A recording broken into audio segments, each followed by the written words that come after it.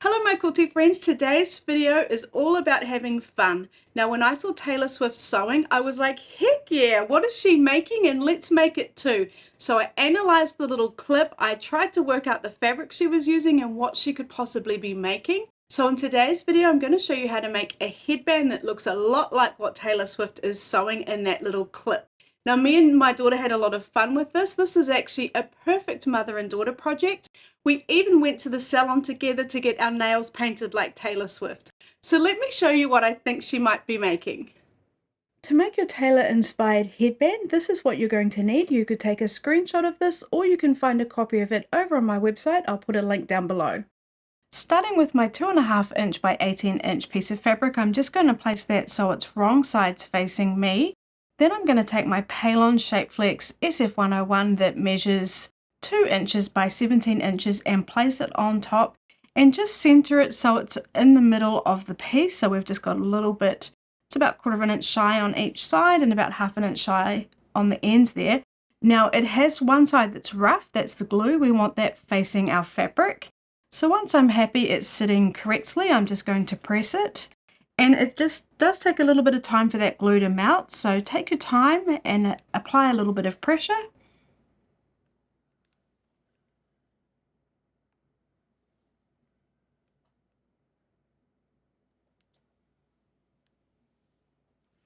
And then I will just turn it over and make sure it's nicely adhered to my fabric. So now what we're going to do is on the bottom edge here, we're going to measure 2 inches from the edge upwards. So I'm just going to take my ruler, place the edge of the ruler lined up with the edge of my fabric and find 2 inches and mark that with my washable marker. And then I'll do the same on this side. So I've just measured on both sides. Then what I'm going to do is along the bottom here, measure 1/2 inch in from the edge. So placing that 1/2 inch mark on the edge of my fabric, marking 1/2 inch, and then I'll do the same on this side. Then I'm just going to draw lines connecting the 2 dots.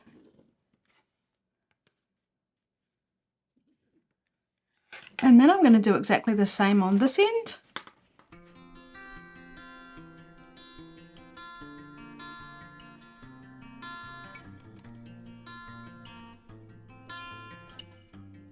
Now let's pin our 2 pieces of fabric right sides together, lining up all the edges. So if I open it up, we've got the right sides facing each other, and then when you're happy all the edges are lined up, I will just place some pins in it. I'm just going to pop mine down the center here so that I can sew along each side, but just pin however you feel most comfortable.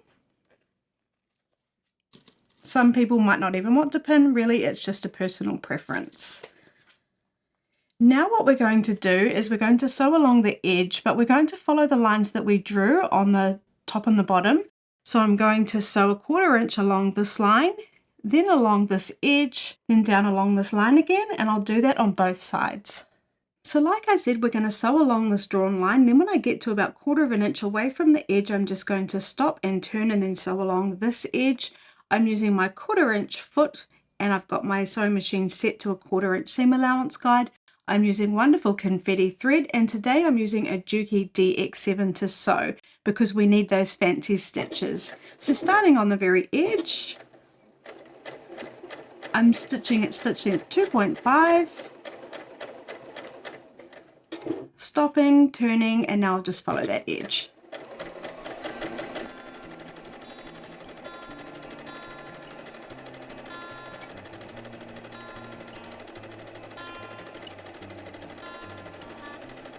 Now I'm coming up to my drawn line again. I'm going to stop where I'm guessing at about 1/4 inch, and then I'm going to pivot, turn and carry on. If my pin gets in the way, I'll move it, and I think it's going to. Sewing off the very edge, cutting my thread and doing exactly the same on the other side.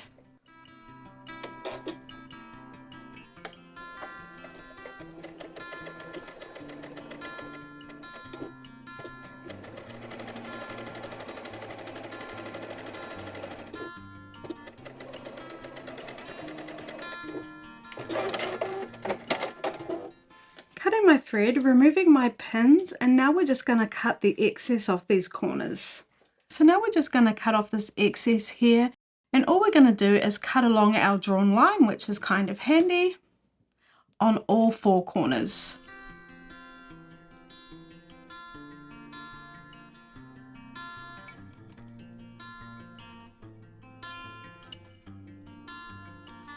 Now we're just going, oh, my fingers are stuck in my scissors.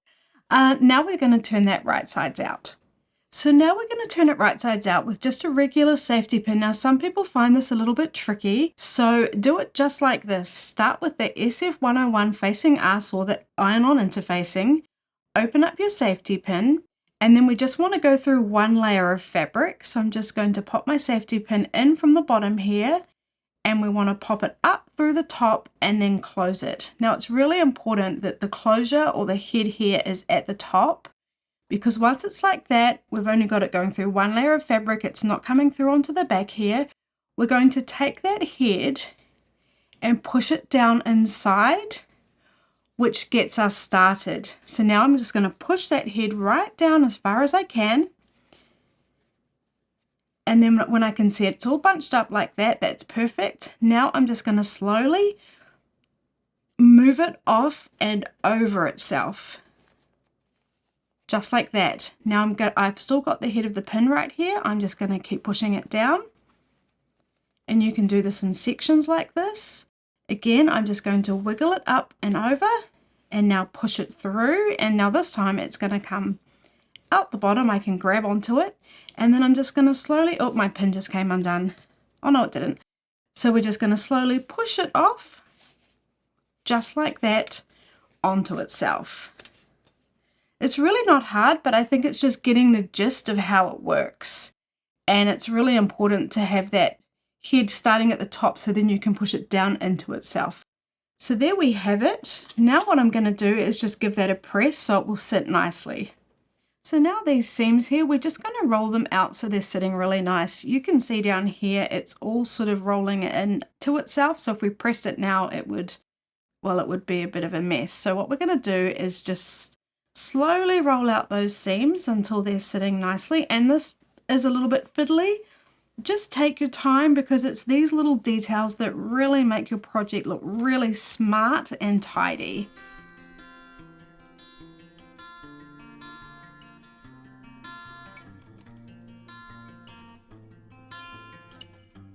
And if you're making these with your daughters or your granddaughters, learning how to turn it right sides out with a safety pin is a great little trick for them to know how to do. It comes in handy to make lots of things, including scrunchies, which would be another fun project to make with your daughters. I have a video on scrunchies and I'll put that one down in the description below if you'd like to make that too.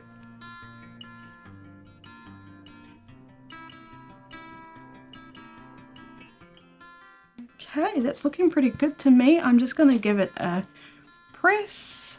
I do love to press.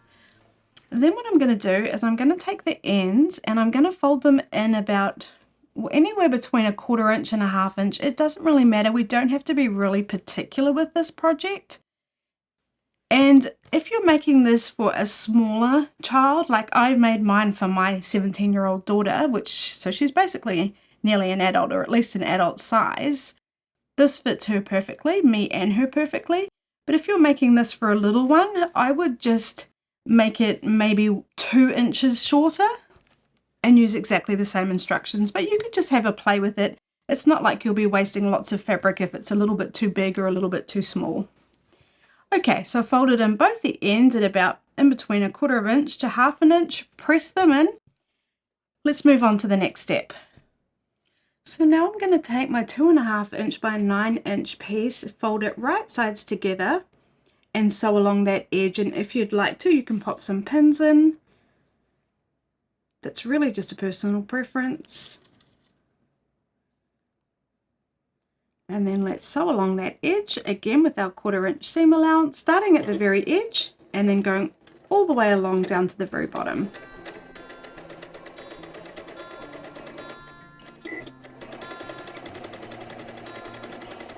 removing the pins as we need to. And I don't know if you've noticed, but I always have a pin caddy really handy, because whenever we remove pins, it's really good practice to put them straight onto your pin caddy so they're not lying around and ending up in places they shouldn't be.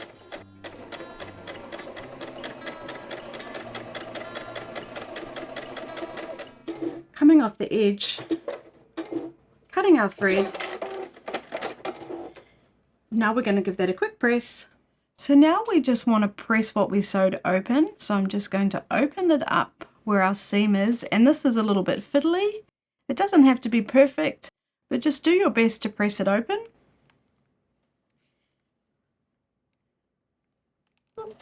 Okay, now we're going to turn it right sides out, just like we did the main part of our headband.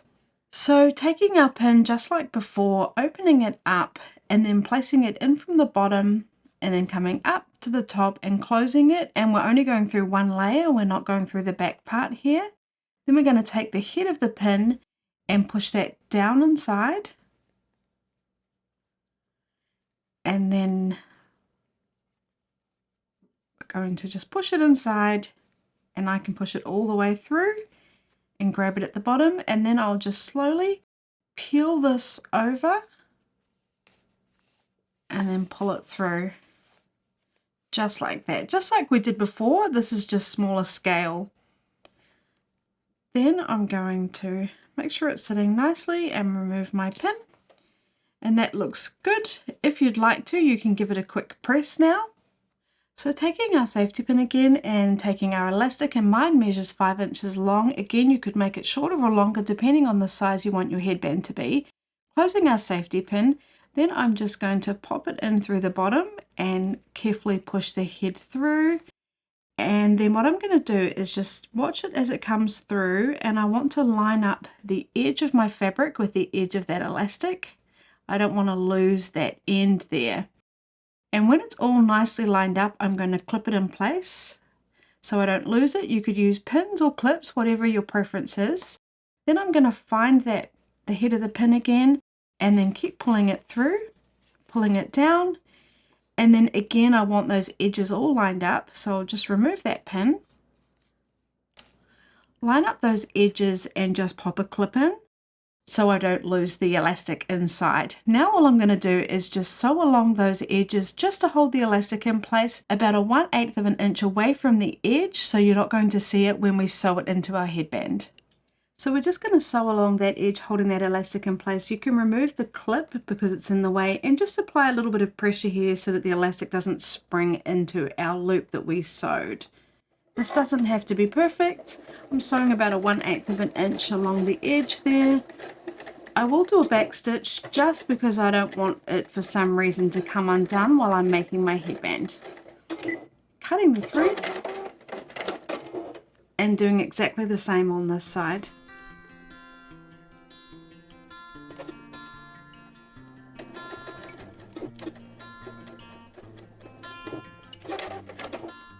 So now we're going to take our elastic piece, which has all the ruching and it's looking really cute.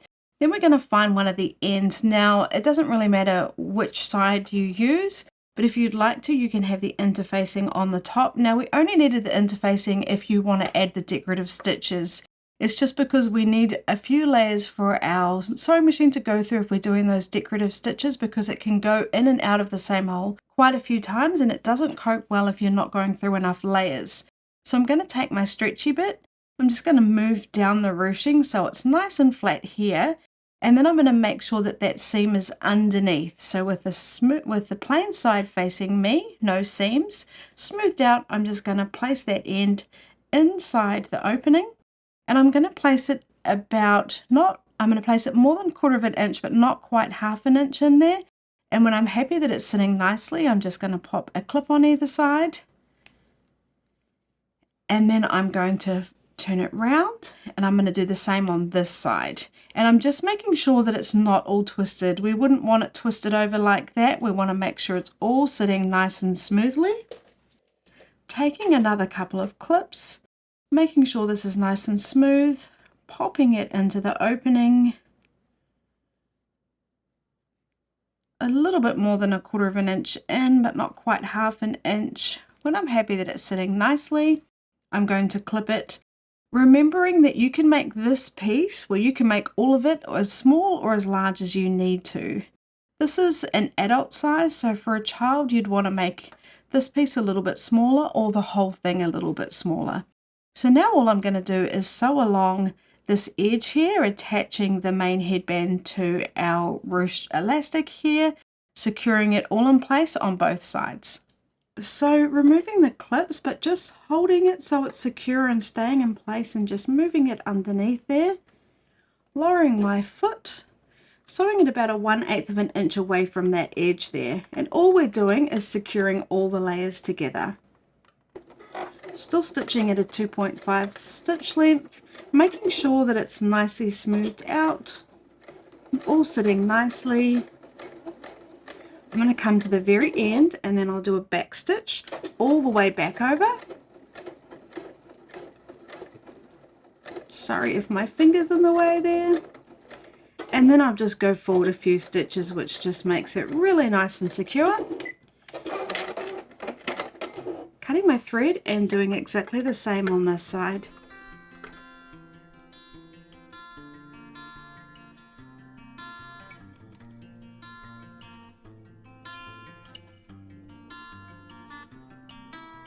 Now we've got a few loose threads, just trim those loose threads.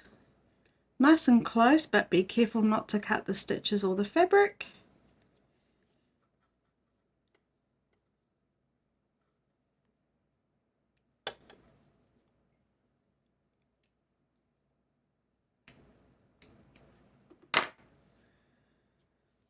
Okay, now let's move on to a decorative stitch. So our headband is actually finished. You could finish right here and it's done and it's super cute. But because I'm trying to work out what Taylor Swift is making, I thought it would be really fun to do some decorative stitches along both sides of the edge, recreating what I think Taylor was making in that really cute YouTube video. So let's take a look at the decorative stitches on the Juki DX sewing machine. So we've got more than 300 stitches we can use with this sewing machine, and every sewing machine is different, but I can only show you what I'm working with. We even have the alphabet here in uppercase, lowercase, but what we're looking for is a flower stitch to replicate what Taylor Swift was using. Now I've actually had a little play with a lot of these stitches here, but I think my best bet is actually, where's it gone? It's this stitch here, number 79. I think that is the winner to replicate something similar to what Taylor Swift was sewing. So I'm just going to do that stitch now, but use whatever stitch you'd like to. This is just meant to be for a little bit of fun. So now I'm going to start about 1/2 inch up from those original stitches, and I'm going to stitch with about a 3/8 of an inch seam allowance, just so that my stitches aren't too close to the edge here. But this is all personal preference and you should do it however you'd like. Just one thing to note is, because remember we did cut those corners off, there is a slight angle here, and when you're steering but using a decorative stitch, it's more like steering a boat. It takes a long time to turn, and just follow the pattern of the stitch. You can only really turn it once it's doing the chain stitches to get to the next flower. You can't turn the stitch in the middle of the flower. Now I hope that makes sense. So just remember, it's like steering a ship. We only need to turn it just ever so slightly, but try and turn it on a chain stitch. So now I'm just going to stitch, and this takes a lot longer than normal because it is decorative.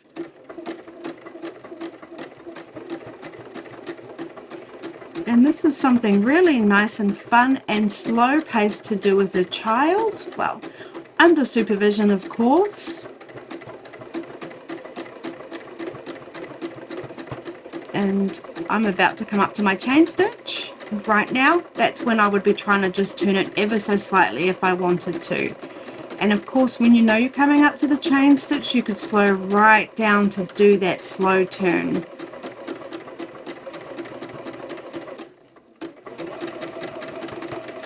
And I can see mine's now, so I'm just going to turn it slightly and then carry on.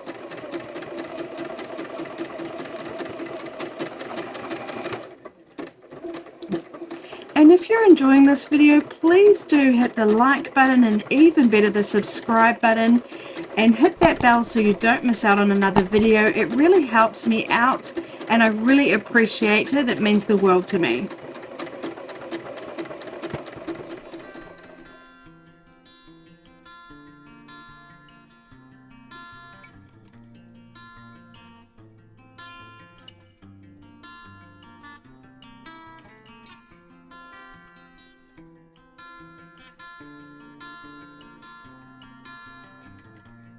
So now I'm back down to the end there. I'm just going to stop.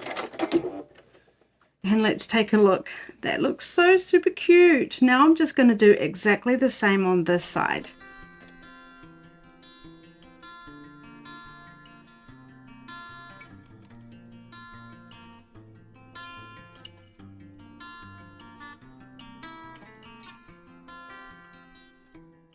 So there we go, guys, the finished headband. Isn't that cute? I think that's a really fun representation of what I think Taylor Swift was making in that fun YouTube video.